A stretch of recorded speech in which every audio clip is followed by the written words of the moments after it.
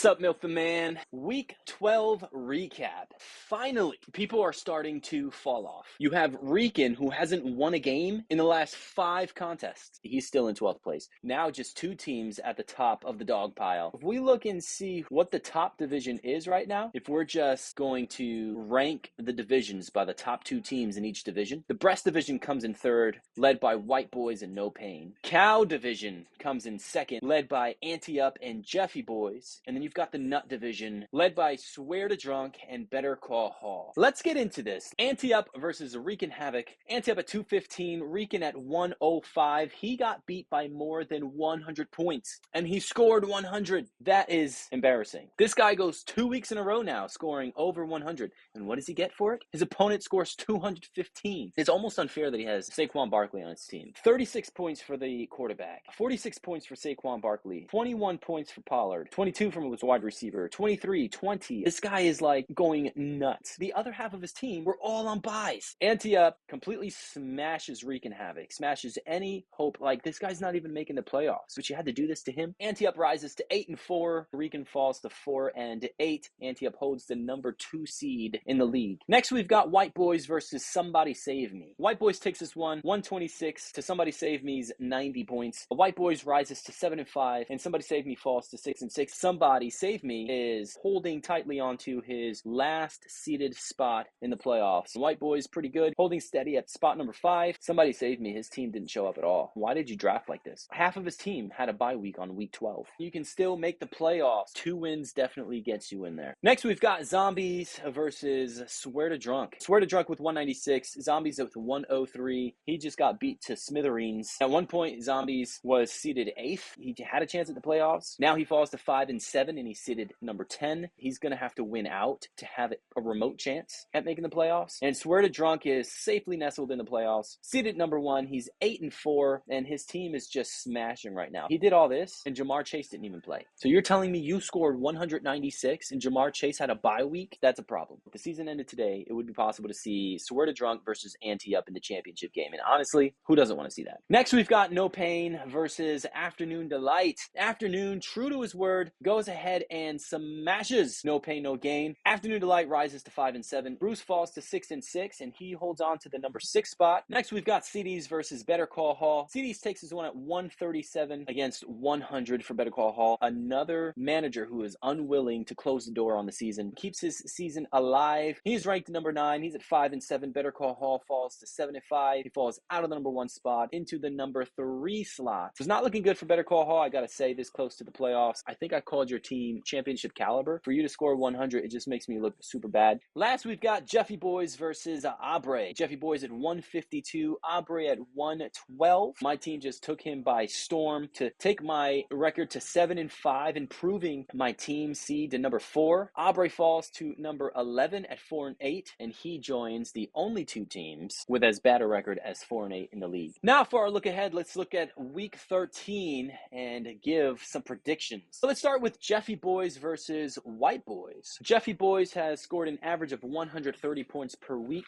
against Tate's 129 points per week. So this is going to be an actual pretty good game. I'm at 75. You're in 7-5. I'm ranked 4. You're ranked 5. If all of my players stay healthy, and if they can all stay healthy throughout the game, I think I'm going to take this one. There are players that I'm leaving on my bench that I would love to put in a starting lineup. I just don't have enough space. So I think I have a good problem on my hands. I'll take this one. I'll move to 8-5. White Boys will fall to 7-6.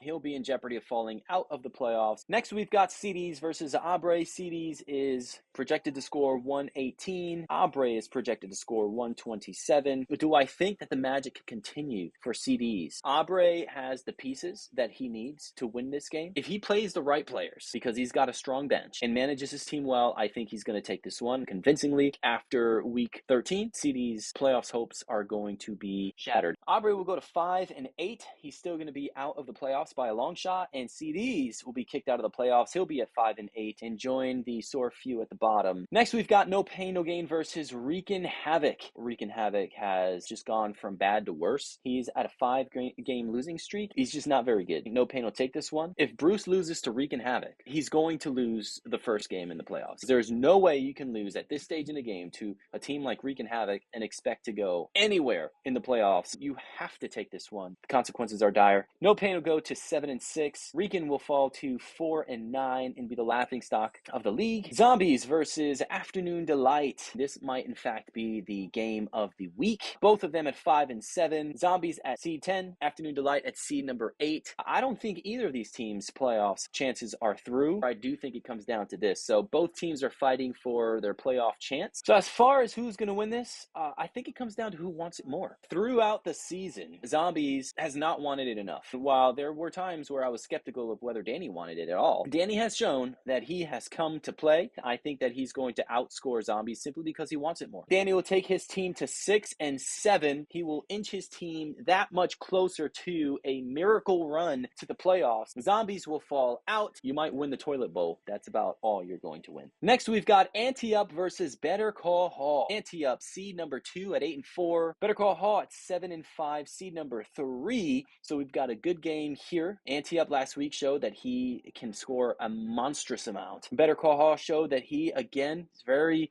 wishy-washy, very flip-floppy. I have less confidence in Better Call Hall to actually perform consistently. I think Ante Up and the Saquon Barkley squad is going to raise Ante Up's record to 9-4. Better Call Hall is going to fall to 7-6. He's still at seed number 3, so there's no real concern whether he's going to make the playoffs or not at this point. Just have to see where the chips fall after going into the following week. And then finally, we've got Somebody Save Me versus Swear to Drunk. Somebody Save Me at seed number 7 at 6-6.